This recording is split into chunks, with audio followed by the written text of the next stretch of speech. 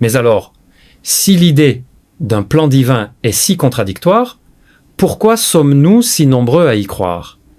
Pourquoi cette idée est-elle si répandue, si persistante, si séduisante? Spinoza a une explication fascinante, c'est parce que nous projetons sur l'univers notre propre manière de fonctionner. Voyez-vous, nous, êtres humains, nous agissons effectivement selon des plans, des objectifs, des finalités. Quand je prépare le dîner, c'est pour satisfaire ma faim. Quand je travaille, c'est pour gagner ma vie. Quand je plante un arbre, c'est pour avoir de l'ombre dans quelques années. Bref, nous sommes des êtres téléologiques, c'est-à-dire orientés vers des fins. Et comme nous ne connaissons que cette manière d'agir, nous l'étendons à tout l'univers. Nous nous disons, si les choses arrivent, c'est qu'il doit y avoir une raison, un but, une finalité. C'est ce que Spinoza appelle le préjugé finaliste ou l'illusion téléologique. Cette illusion est extrêmement séduisante parce qu'elle donne du sens à tout. La pluie tombe, c'est pour nourrir les plantes. Les plantes poussent, c'est pour nourrir les animaux. Les animaux vivent, c'est pour servir à l'homme. L'homme existe, c'est pour glorifier Dieu.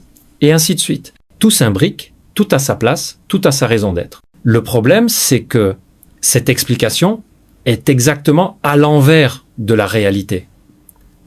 Ce n'est pas parce que les plantes ont besoin d'eau que la pluie tombe. C'est parce que la pluie tombe que les plantes qui en profitent survivent et se reproduisent.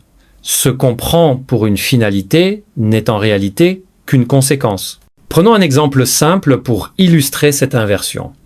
Imaginez que vous découvriez une civilisation extraterrestre où tous les êtres ont des yeux dans le dos. Pourriez-vous dire, comme c'est intelligent, ils ont été conçus pour voir venir les prédateurs par derrière, mais en réalité, c'est l'inverse qui s'est passé.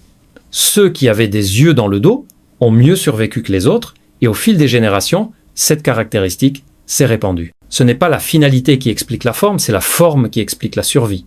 Cette illusion téléologique a des conséquences dramatiques sur notre manière de vivre. Première conséquence, elle nous rend passifs. Si tout est prévu d'avance, si tout fait partie d'un plan divin, alors pourquoi se donner la peine d'agir? Pourquoi lutter contre l'injustice si elle fait partie du plan? Pourquoi chercher à améliorer notre condition si elle correspond à la volonté divine? Deuxième conséquence, elle nous culpabilise. Si les choses qui nous arrivent font partie d'un plan divin, alors nos malheurs deviennent des punitions et nos bonheurs des récompenses. Nous passons notre temps à nous demander ce que nous avons fait pour mériter notre sort, ce qui est à la fois narcissique et paralysant. Troisième conséquence, elle nous infantilise. Croire en un plan divin, c'est se comporter comme un enfant qui pense que ses parents ont tout prévu, tout organisé, tout contrôlé. C'est refuser de grandir, de prendre ses responsabilités, de devenir autonome, et c'est là que Spinoza devient révolutionnaire. Il nous dit « Cessez de chercher le sens de votre existence dans un hypothétique plan divin. Créez votre propre sens. » Alors, si Dieu n'a pas de plan pour nous, que devons-nous faire? Comment donner un sens à notre existence?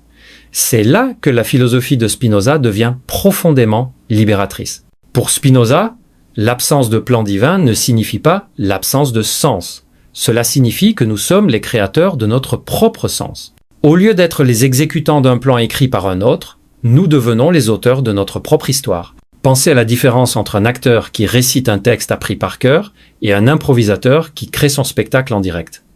Le premier n'a aucune liberté, il doit suivre le script à la lettre. Le second a une liberté totale, mais aussi une responsabilité totale. C'est à lui de créer quelque chose d'intéressant. Eh bien, selon Spinoza, nous sommes des improvisateurs, pas des acteurs. Il n'y a pas de script divin à suivre, mais cela ne nous condamne pas au chaos ou à l'absurdité. Cela nous ouvre au contraire un champ de possibilités infini. Mais comment s'y prendre concrètement? Comment créer du sens sans guide divin? Spinoza nous donne plusieurs pistes révolutionnaires. Première piste, suivre sa nature. Pour Spinoza, chaque être a une essence, une nature propre qui constitue ce qu'il appelle son conatus, son effort pour persévérer dans l'être et s'épanouir selon ses potentialités. Au lieu de chercher à correspondre à un plan extérieur, nous devons apprendre à connaître notre nature profonde et à la développer. C'est comme une graine qui n'a pas besoin qu'on lui explique comment devenir un arbre. Elle porte en elle tout le programme de son développement. Nous aussi, nous portons en nous les potentialités de notre épanouissement. Mais contrairement à la graine, nous avons la conscience et la liberté de choisir comment actualiser ces potentialités. Deuxième piste, développer sa puissance d'agir. Pour Spinoza, le bonheur ne consiste pas à obtenir ce qu'on désire, mais à développer sa capacité d'action et de compréhension.